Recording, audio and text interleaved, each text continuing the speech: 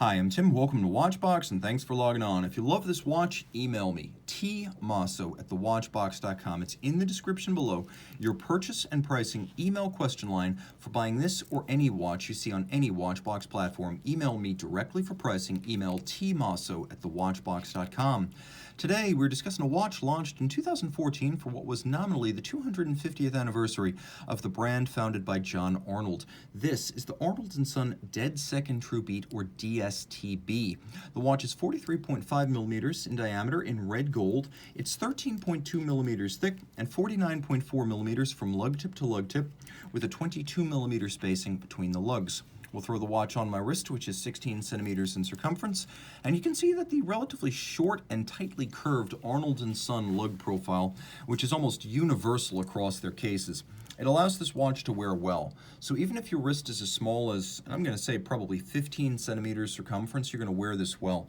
Although it's not a thin watch, you can see there's a little bit of a ramp to the case flank with the conical bezel and the domed sapphire, so it should fit just fine underneath a jacket cuff, if not the tightest of dress shirt sleeves. Down the barrel right there, cuff shot, once more over the top. And you can see it doesn't look excessively sized the farther I get from the camera, so it's definitely worth trying on a smaller wrist. Now, the strap itself is high-grade, large rectangular scale alligator leather, semi-gloss, dark brown. We've got a little bit of bolstering to give it some stuffing and volume, and then as you can see, a folded edge with a monotone stitch. On the underside, you can see this is a brand new Arnold Son factory strap, no crimping, no gouging. There you go, right there, 1764. I will admit there is some discontinuity between the original John Arnold brand and Arnold & Son of the modern era. Arnold & Son of the modern era was revived in the 21st century. It is a brand owned by the manufacturer La Joux-Perret, which in turn is part of the Citizen Watch empire. La Joux-Perret is all Swiss out of La Chaux-de-Fonds. They have the ability to make everything from simple watches to tourbillon regulators, and Arnold & Son is their low-volume, high-horology brand. So Arnold & Son is La Joux-Perret, and they make about 700 watches a year. So this is low-volume craft horology from a great manufacturer that has real money behind it to develop the watches properly. Taking a quick look at the case, you can see that the case itself is remarkably complex. Now you can see the profile of the buckle actually matches the profile of the lugs, so there's some handsome design parallelism. There are several different layers to the case, which has a couple of character lines that add definition when viewed in profile. The case is all of high polish. You can see that the lugs are actually welded on, which is a very expensive and old school way to make a case. Building the lugs separately, inserting it into a slot in the case, and then firing them to weld them together, and removing the evidence of the weld to create the sharp break between case and lug. That's very impressive. Again, that's not mass-produced case methodology. You can see the Arnold Son logo raised and relieved in high polish, and then media blasting around it in a sharply knurled crown. A very dramatically domed, cambered sapphire. This is not a cheap, flat sapphire here. We have a second sapphire. It's the track that allows you to keep track of the deadbeat seconds, and you can see it is bang on every single tick.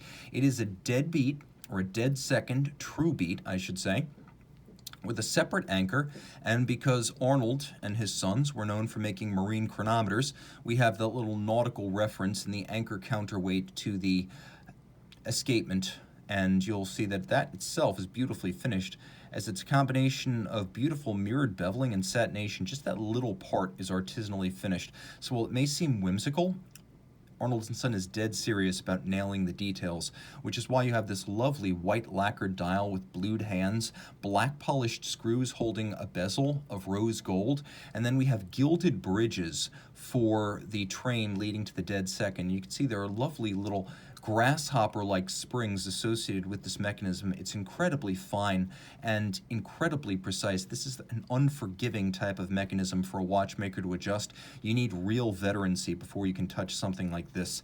You can also see that the underlying dial has a dramatic spiral sort of dressage. I don't want to call it a sunburst. It's more like a vortex emanating out from an imaginary center point underneath this dial, and it's a nickel anthracite, somewhere between gray and black with a lovely deep graining to it. And then there's a combination of media blasting at the anchor points of these bridges, and then satination across their top with mirrored beveling on the sides of these bridges, and that's just the front.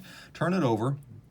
You have Arnold & Son manufactured caliber 6003, And these are some of the broadest and brightest bevels I've ever encountered. They're really as broad and bright as you'll find on Laurent Ferrier. This is a high horology movement, automatic winding, 4 hertz beat rate, 32 joules, chronometer style, 5-position adjustment, 50-hour power reserve, a lot to love. You'll also note Côte de Soleil, or instead of Côte de Genève in striped form, we have Soleil, or a sunburst radiating out, and the stripes broaden as they move away from the underside of the rotor. That's the center point here. We have engine turning, and you'll note we actually have engine turning in a couple of different sizes on this base plate.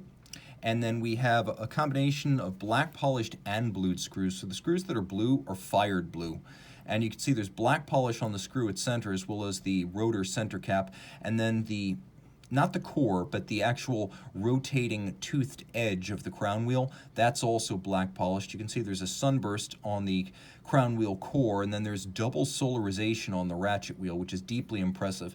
There's a pocket watch inspired swan's neck click spring, and if you look carefully, you can see that little screw at the center features not just a black polished head, but chamfered slots and chamfered circumference.